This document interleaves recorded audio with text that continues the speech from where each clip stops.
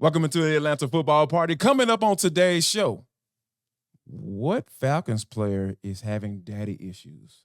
We'll talk about all that next, right here on the Atlanta Football Party. It's a party, baby. The Falcons are at the top of the NFC South. Let's go.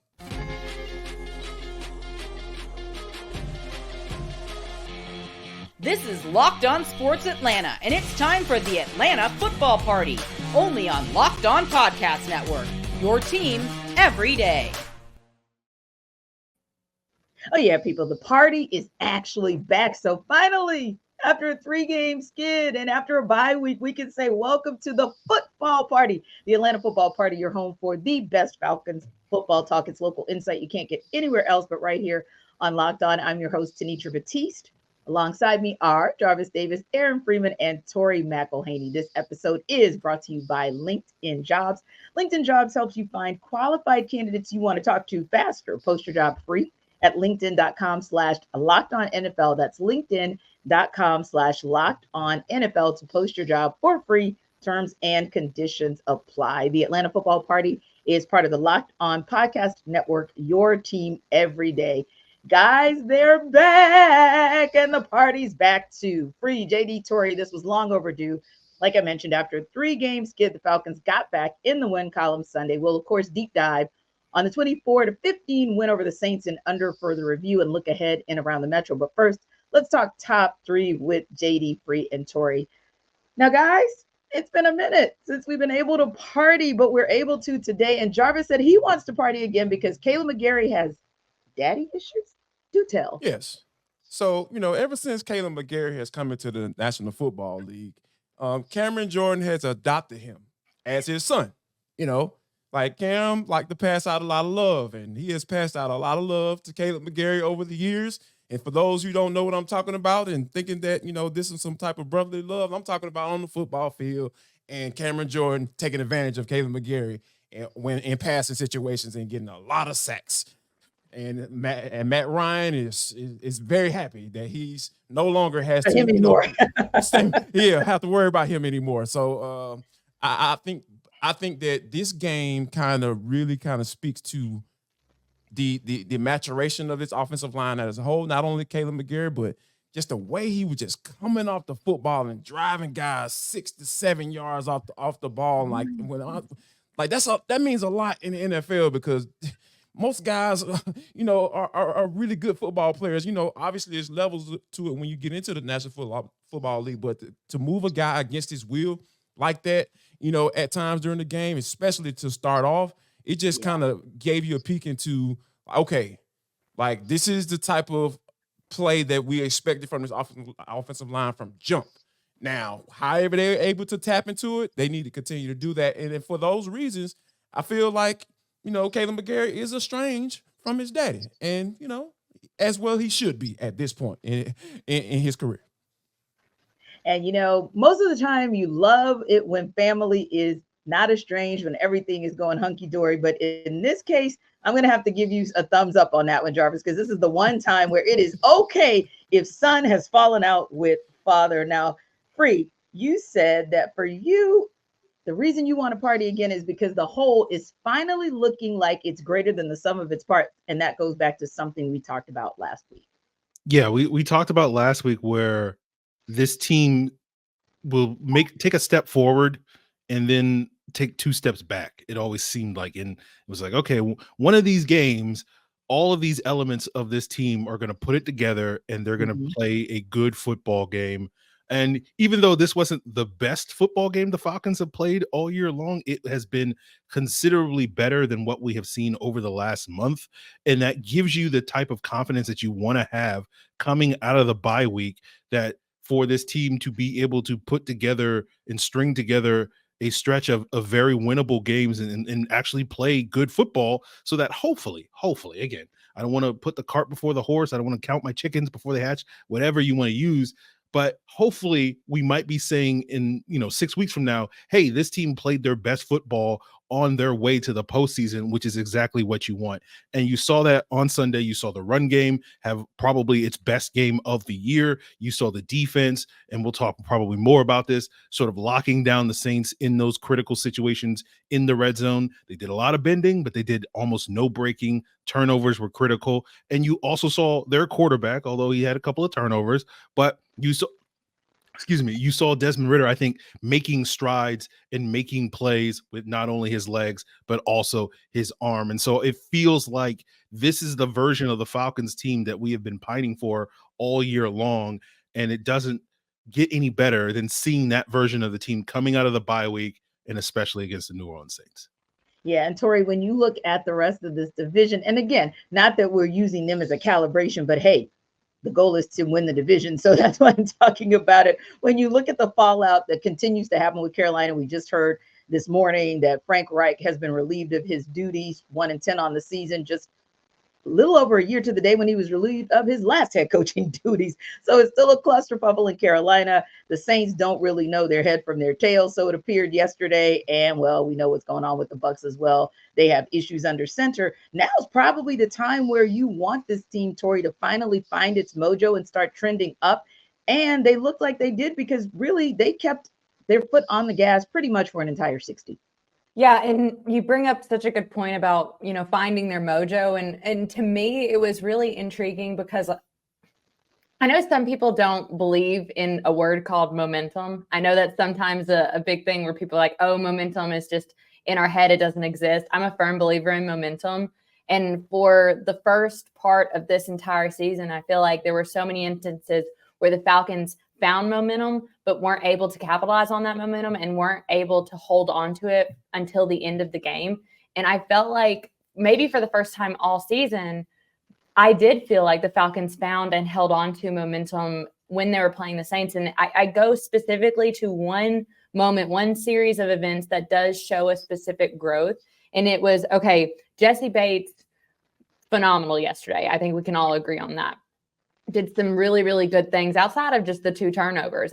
But you go to the one where he forced the fumble at the very, very end of the third quarter. So to start the fourth quarter, the Falcons get the ball on their 5-yard line and they drive down, and you saw them, put up 7 points with a touchdown from Desmond Ridder with a guy in his face to Bijan Robinson in the end zone. It was a really, really great drive for this offense, but also I think something that has been missing for this group as a collective is the fact that there have been a lot of times where this defense, especially early in the season, this defense came up with a stop, came up with an interception or a fumble, just a turnover in general, and the offense never capitalized on those moments where they could have held on to the momentum that the defense gave them. That's something that they did on Sunday against the Saints. And that's something that to me, I think matters. That swing matters as this team moves forward because you want the good to outweigh the not so good. And that was something that, we know who this team is at this point. I think last week I talked about, looking for an identity and, there are still the same problems that persist. The Falcons still have a turnover problem on offense. This defense is still giving up one too many explosive plays for their liking. But can the good outweigh the bad? Can you still find those moments where you're holding on to the momentum and keeping it until the end of the game in order to win the game? And you saw that, I think, on Sunday. And I think that's a great point because when you look at Derek Carr's numbers, not that much different than Des Ritter's, right? 24 of 38, 304 yards and an interception. Look at Dez's numbers, a little bit lower, but let me make the point when I say not much different. 13 of 21 for 168 yards, a touchdown and 2 picks, but 30 critical yards on the ground and a reset from the 2 interceptions to get the touchdown. I think to your point, Tori, that's where you start seeing it looking like maybe some shades of what we saw earlier in the season where, hey, if you do make a mistake, then the defense is going to erase your mistake. And now we just need you to capitalize on the erasure. And all of those things happen at a critical moment because, you're talking about the beginning of the fourth quarter where the game is still in hand for the Saints.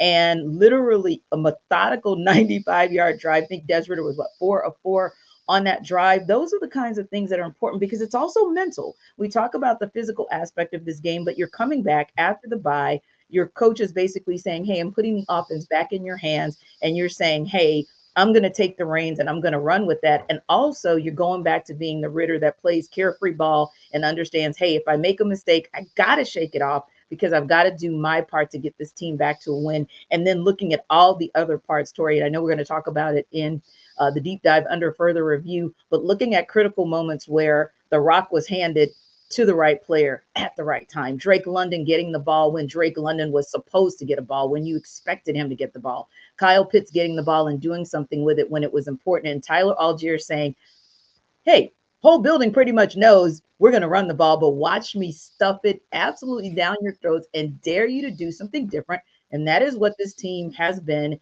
not just the beginning of this season, but that's this team's identity. I feel like this is the first time in probably a month or so where we've been able to talk about the fact that this team is back to its original identity.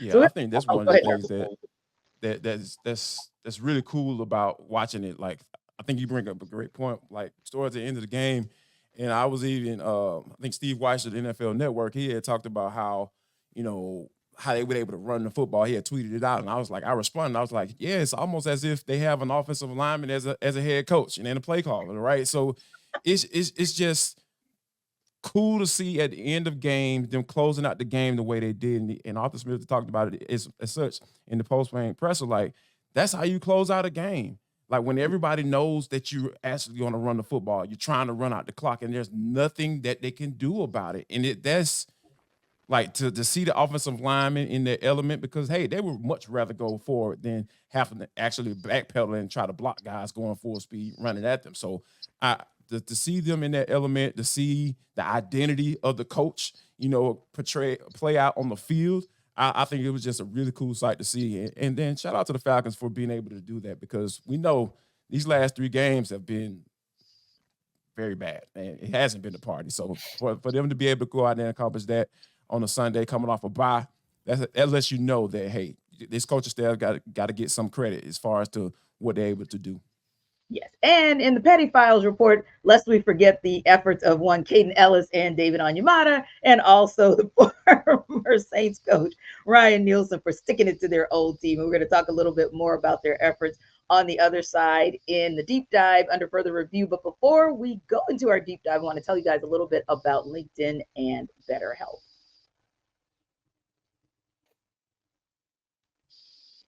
So these days, every new potential hire can feel like it's a high stakes wager for their small business. You want to be 100% certain that you have access to the best qualified candidates available if you're that small business.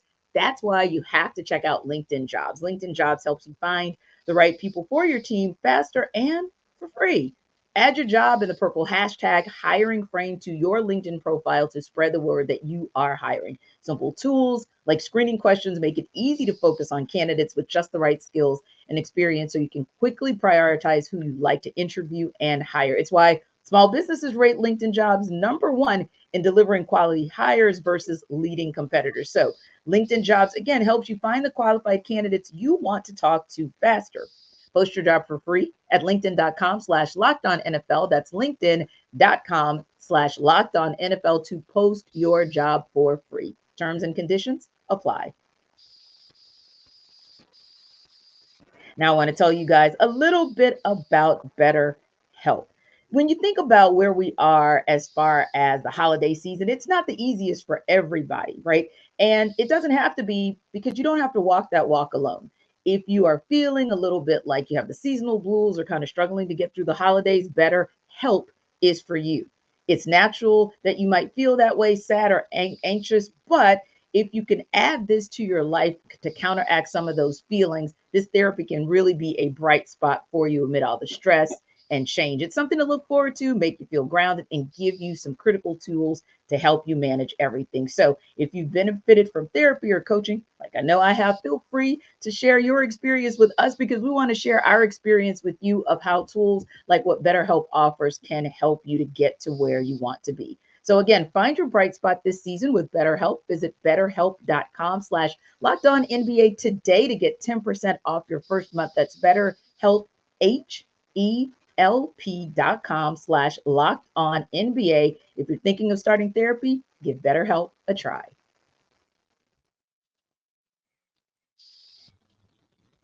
All right, guys, we're taking this game under further review. The Saints, if you give credit where credit is due, they were moving the ball well at will, especially in the first half, except they were 0 for 5 in the red zone at the end of the day. Tori, how were the Falcons able to turn the tables and turn their own Achilles heel, the red zone, into an Achilles heel for their arch rivals? Yeah, it really was. I think more than anything, it felt like a bend but don't break performance for this defense. And, I talked to some guys in the locker room about it after the game, and they're like, yeah, if we can, as a team, kind of have that mentality of bend but don't break, because you understand that not every game, you're not going to play a perfect 4 quarters of every game, but you can show up when it matters most. And that's something that this defense did on Sunday. I think it's something that they've been missing over the last probably month of the season, as we've talked about before, but it's something they got back to. And I think that there was something that I was really pleased with on Sunday is that it really did feel like a true rivalry game. There were a lot of kind of some jawing here and there, and there was, some I think some words said and some conversations had back and forth. And that's really fun when you're in this rivalry environment, and someone like, Caden Ellis and David Onyemata and Ryan Nielsen, who have been on both sides of it. I mean, I only talked to Caden Ellis in the locker room, but he was pretty pleased. But it was something else too, where the Falcons, like, I honestly feel like, having talked to them, that they, to a certain extent, like, willed this win into existence. And I say that because they talked a lot. So many of them in the locker room after the game talked so much about this Wednesday practice that they had, where it was the battle of all battles. And it was like a training camp practice, and they were going at each other. They had the pads on. It was crazy. It was hectic. And they said that kind of set the tone for the week. And it honestly felt, going into that game, that the Falcons just wanted it more. They wanted the win more. That's what it felt like in the moment. And having talked to guys in the locker room afterwards, particularly this defense that, didn't give up a touchdown, that was kind of what it felt like. They're like, okay, we'll give you this explosive play, but when we get inside the 20, you're not going anywhere. And I think that was the difference in this game. Yeah, and Aaron, it feels like, at least when the Falcons were on the losing end, it always felt like once they got into the red zone, things just tightened up so much on them that they couldn't breathe and couldn't get in for the score. They did that. The Falcons defense did that to the Saints. And it was really, and when I say exciting, meaning you're doing this without Grady Jarrett. That's a huge piece of the puzzle. You're doing this with David Onyemata coming back from injury and not probably 100% himself. And yet you're getting things out of guys here and there, like, if Arnold WKT actually does something, I'm always going to shout it out. So you're getting things like that to be able to use what is your Achilles heel, or what has been your Achilles heel at times on offense this season, to turn the tables and do the same to your nemesis. Yeah, I think it's a great point, because when we talked about the impact of Grady Jarrett's injury, we talked about it in sort of a basketball context of, he's the guy that can get you that bucket. And I felt like the Falcons' other players stepped up and were like, okay, it's clutch time in the red zone. I'll get you that bucket. And namely, that was Jarvis's boy, Jessie Bates, with 2 very timely turnovers. Wait, Aaron. Hold on, Aaron. Come on now. Like, you gave that man a nickname.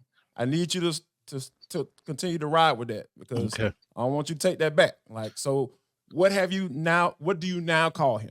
Like, Jordan. I need you to apologize. You have crowned him Jordan. Yes, Jordan. And Jordan got a lot of buckets in his day. So, so Jessie Bates went out there and he went out there and made the plays, especially with those 2 very, very timely turnovers that resulted in, 14 points for the Falcons. 7 of them single-handedly coming from him running 92 yards down the field on that pick 6. And the other one, as we talked about earlier, resulted in a 95-yard scoring drive for the Falcons. So I think that's what you need when you're missing sort of a key piece of your defense like Grady Jarrett. You need those other star players like Jessie, aka Jordan Bates, to kind of step up and play like stars that we know they are capable of being. And Jessie Bates was one of those. As you mentioned, Arnold Ebiketie got a couple plays, David Onyemata as well. So that's what you need from this defense. Yeah, and Jarvis, to follow up on what Aaron's talking about, I think that not to be lost there, because how many times this season, when they mostly on the losing side, where we've said, can someone just tackle? Can someone just make a tackle? And Jessie Bates III led the way with 12 of those 70 tackles yesterday. So I think that's huge as well. Not to take anything away from the fumble, not to take anything away from the pick six, but in order to keep the team from not advancing the ball, in order for keeping the team having to kick a field goal instead of being able to score, you also have to be sure that you don't allow someone to break free and go for that 7 or break free and get chunk yards. And I think that's something that, because we've seen it at times where we've hit ourselves on the head, like, what the heck? Can't you just get a tackle? That's like football 101. To see him be able to do that and see this team do it for the most part cleanly yesterday, I thought was a good look too. Yeah, like for him to be able to lead that charge, right? That's why you paid him. You look to your guys, in those moments, like when you need a bucket, like, Jordan was the man to go to. So, Aaron deemed him Jordan. So, hey, when the Falcons need a bucket on D, I'm going to number 3. Like, I need to see that. Like, let's continue to see that. Like, because that makes this defense, elevate, right? Like, that's because that's what they need to do going down the stretch. Because, if 9 still gonna turn the ball over, like, you're gonna need your defense to stop teams in the red zone and turn them over. Like, because like the more opportunities and short fields you can give this offense, I think that's going to work out in the Falcons' favor as far as winning this division. But I really feel like I have to talk about, Ryan Nielsen, because, there were some, things that we talked about as far as leading up to, I talked about this on Aaron's show on Locked on Falcons about like some adjustments need to be made defensively, right? Like I brought up the fact that, hey, Richie Grant hasn't been quite cutting it because he's been one of those guys like, no, just make the tackle. Like that, it seemed like that been directed at 27 for quite some time. So you saw, now Grant still started the game, but you saw, the Helms come in, passing situations, and you saw him kind of getting comfortable, and his snap percentage kind of jumped significantly. I think he had 53% of the snaps, if I remember correctly. So for Ryan Nielsen to assess the situation, then you had Jeff Okudah that, had a little issues. Wasn't necessarily bad coverage, but, make the tackle. If you're going to catch the ball, you got to make the tackle. So, because it's a snowball effect, specifically on that play with the over route to Chris Olave. So I think that when you have situation, you see what's going on with your defense. You're assessing the situation, saying, okay, all right, if player X is not doing what I necessarily need him to do, just from a basic standpoint, hey, I got player Y that can come in and be a rotational guy for me, or I can increase his snaps and not necessarily lose a beat, or you not even really notice, So those are some of the things that you need to see from your young players. And then when Trey Flowers came in for Jeff Okudah, came in, made a couple plays as well. So that's what it's all about as far as making the necessary adjustments. Like, there's an issue. There's an issue here at this particular spot. I'm going to go ahead and make the adjustment. I'm had a conversation with that player and like, hey, man, like, this is what I expect. If you're not giving me this is what's going to happen. And I love to see that from coaches, because and you can still keep that player tapped in too after you make that change. So I think Ryan Nielsen has done an excellent job. And like, this is the defense that we're used to seeing, right?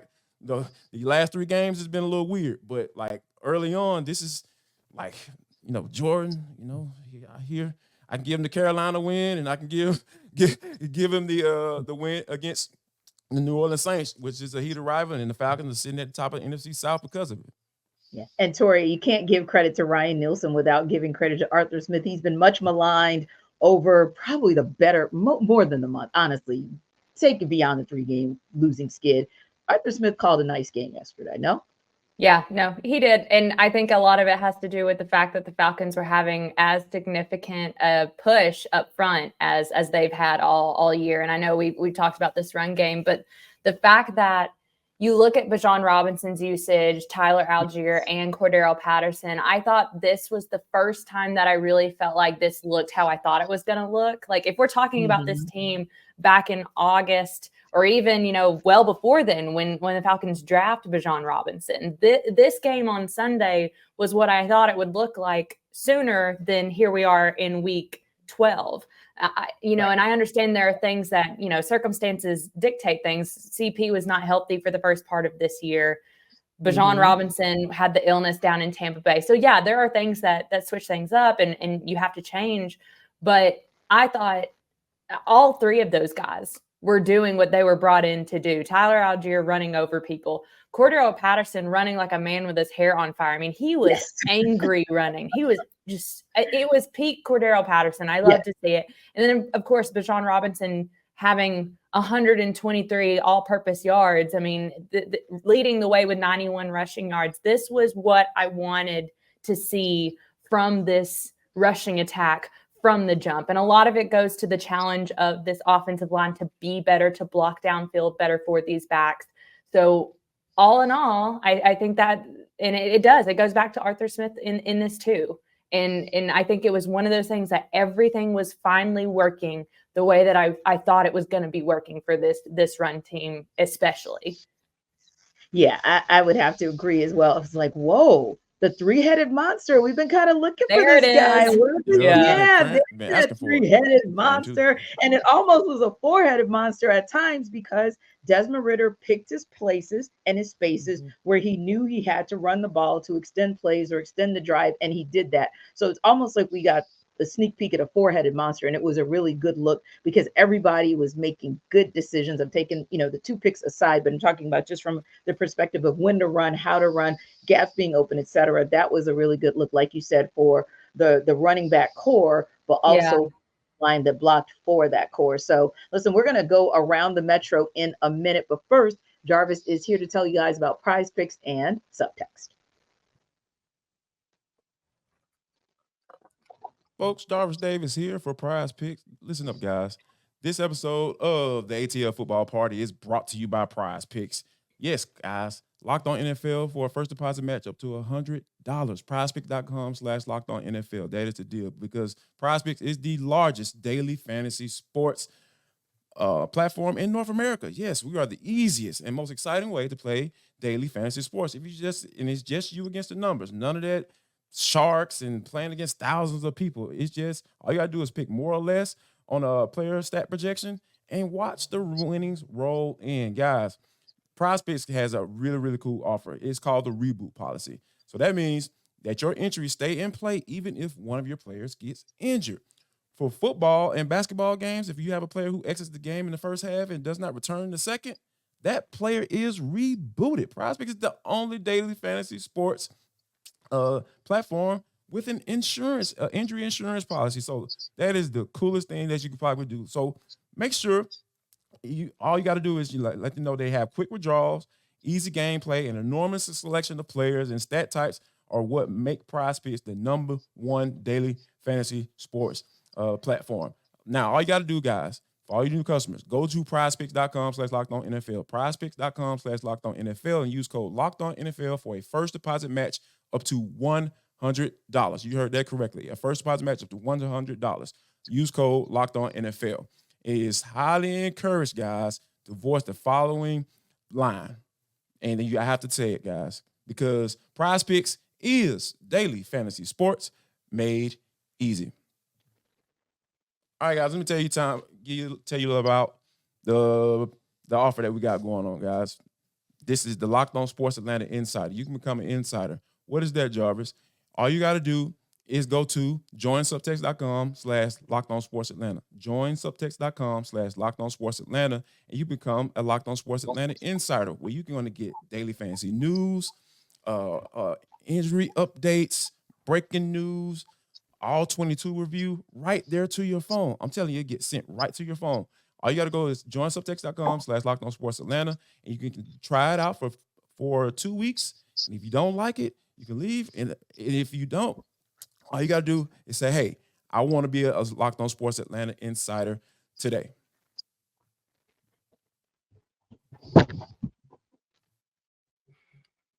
Hello. I'm back, and we are all back. Literally, you have one of those moments where you're like, wait a minute. Right, what is exactly? And I'm like, what is going on? We are in the middle of a broadcast. My foot doesn't care that we're in the middle of a broadcast. Anyway, we are going around the Metro. And like I said, pre-show, a little bit of FOMO because I was not able to be there yesterday. So I'm going to start with the guy who was the happiest about it. That's Jarvis. He was happy that he was in the building. for the game yesterday. So Jarvis, go ahead, stick your chest out. It was an amazing experience from what it appeared to be, but I'll let you tell them. What was your favorite part of the Falcons Saints game on Sunday? Would have to be the performance by an actual performance by Bone Crusher. I think it was just so cool to see. Like, only thing that was missing was him taking his shirt off, because that was like his thing back in the day. I was Thank like, God. Bone probably at a place in his life where he's just like, yeah, you know what? I ain't about to show everybody all this meat. So, Yeah, thank good God. for him. Thanksgiving had just passed, everybody been eating good. So I don't think anyone wanted to see that on a day like that. But yeah, it was really cool to see like pretty much every Atlanta artist that has had a hit in the past 30 years, all on the field at the same time. And, talking to a couple people that I heard that certain people didn't want to be standing by folks because they ain't really mess with them like that. But, you put your little, issues aside for a few minutes, hey, to be celebrated. So, yeah, it was really cool to see. And then, what was going on with Tip microphone? Like we couldn't get the microphone to work. But, yeah, overall, it was great. And then Ludacris coming out the sky. It was just a lot of good stuff going on at Mercedes Benz on Sunday. Indeed. How about you guys? What were your most fun parts of the game, and whether you were seeing it in person, on TV, like me? What was the most fun part for you? Well, I think, Jarvis really went through the rundown, but I think for me, it was the first time since I've covered this team that I really felt the rivalry. Like, I really felt like, especially here in Atlanta, like obviously COVID years, those are the outliers and everything like that. But I really wanted to get back to like what this rivalry is and just like the hatred that these two teams have for each other. And I actually felt that in the game. There was a little bit of a fight, a little bit of a scuffle, which I was really excited about. No one got thrown out or anything like that. So it's all good. But I don't know. It was also maybe when Jessie Bates III picks off Derek Carr and returns at 92 yards, that was without question the loudest and most excited I've heard this fan base in a very, very long time at Mercedes Benz Stadium. And that matters. Like, you want Mercedes Benz Stadium. Mercedes Benz Stadium is such a cool, I think, location. And just, I enjoy, I've seen a lot of really good games at Mercedes Benz Stadium, a lot of them Georgia games, but whatever. But, I want that environment for the Falcons because I think this Falcons fan base deserves that. So to see that, to actively see that and to feel it and to hear it in the moment, that was probably, I think, my favorite part. Indeed. And yeah, honestly, I think that it was also because of all of the artists that were there because honestly, everybody, I would say a lot of people came just to see those guys. And if they want to see Ludacris rappel from the roof, they got that, which that also was wild. Yeah. And let me tell you, my home team is super petty. So expect to see all those shenanigans, Tori, come January 7th, because trust me, they're going to try to one-up you. I already know. That's what they do down here in New Orleans. Anyway, Aaron, Aaron, it was interesting because Tori just mentioned something that the four of us know. This is a real rivalry. It has been a rivalry. This is the 108th game, and these teams are evenly split during the 108. But once again, we get a broadcaster who's saying, hey, I didn't really kind of know that this was one of those kind of rivalries. What? Like, Aaron, when in the world? It's almost like the disrespect of the Eagles after they beat Kansas City last week and put it on the Bills and came back in overtime, and now they've got questions about going into the 49ers game. I feel like this is the same thing. Like, when are you going to put some respect on this rivalry's name?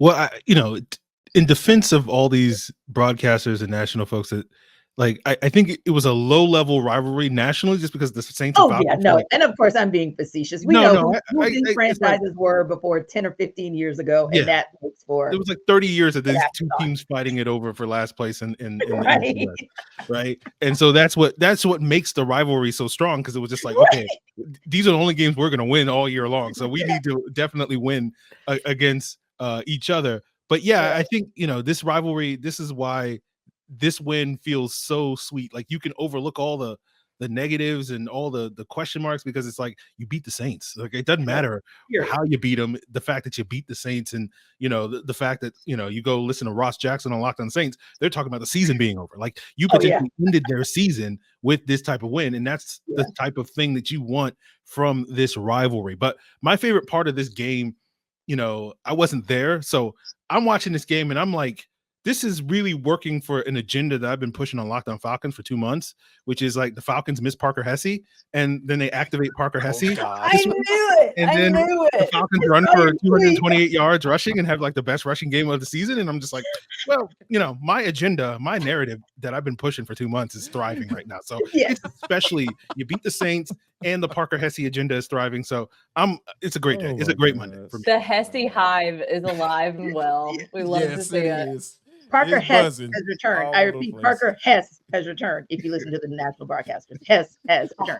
Anyway, I'm going to stop. I'm going to stop being petty. I'm just having a little fun here because, hey, we haven't had this kind of fun on the good side of it in a minute. We definitely were on the couch having fun a couple of weeks ago when we needed to all get an extra hug. But now it seems like we're back in the good space. And hopefully we'll continue that because, of course, we know that the Falcons need to stack wins and get another one when they head to take on the Jets this Sunday. Listen, we appreciate you guys for stopping by the Atlanta Football Party, your home for the best Falcons football talk. Don't forget to like and subscribe on our YouTube channel. And of course, the party continues Tuesday where we'll talk dogs on the Atlanta Football Party. We will see you tomorrow.